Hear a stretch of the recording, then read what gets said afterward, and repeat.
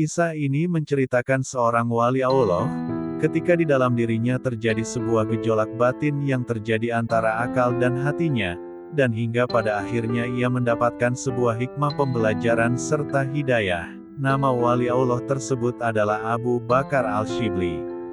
Saat itu Abu Bakar Al-Shibli sedang duduk-duduk santai, tiba-tiba terbesit dalam hatinya suatu ucapan, "Kamu orang yang bakil pelit."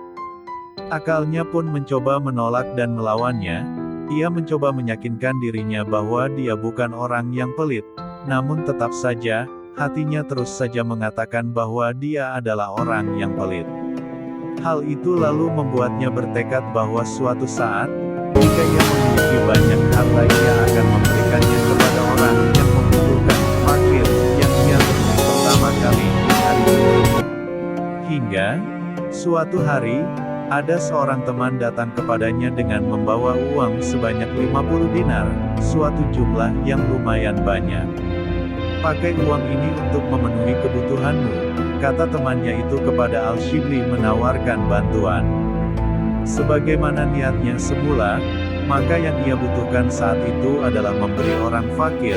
Tak lama setelah itu, ia pun keluar dari rumahnya untuk mencari orang fakir yang akan menerima pemberian uang darinya. Ternyata yang pertama kali ia temui hari itu adalah orang fakir yang buta. Saat itu, ia sedang potong rambut di sebuah tempat jasa potong rambut.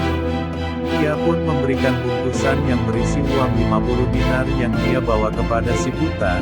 Namun, siapa sangka, ternyata uang itu ditolaknya. Justru ia menyarankan kepada Al-Shibli agar uang itu diberikan saja kepada si tukang cukur, sebagai ongkos jasa mencukur.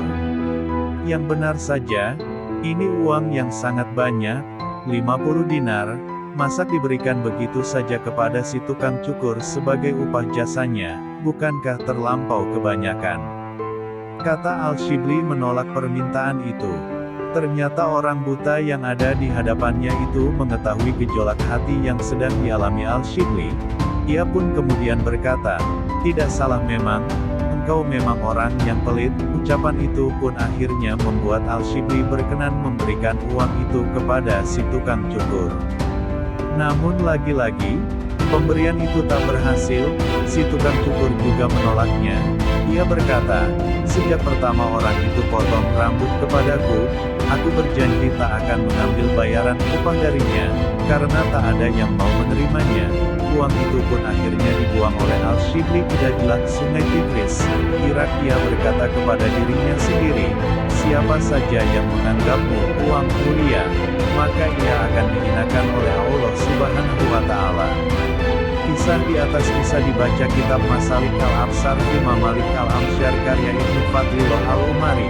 Kisah di atas agaknya mengajak kita untuk tidak merasa berat untuk memberikan apa yang kita berikan kepada pihak yang memang membutuhkan. Berbagi harta yang kita miliki kepada sesama, memang terasa sangat berat, namun disitulah seninya. Namun, bukankah pahala yang akan diterima disesuaikan dengan pengorbanan yang dikeluarkan? Al-Suyuti dalam Al-Ashibah wa Al-Nashair mengatakan, amalan yang lebih banyak pengorbanan, maka lebih banyak pula keutamaannya. Walhasil, memberi adalah sebuah kebaikan yang harus terus-menerus dikerjakan, yang jika memungkinkan, dengan nominal yang banyak. Nabi Muhammad SAW bersabda, "Tangan di atas lebih baik daripada tangan yang di bawah, dan mulailah dari orang yang menjadi tanggunganmu. Dan sebaik-baiknya sedekah adalah yang dikeluarkan dari orang yang tidak membutuhkannya.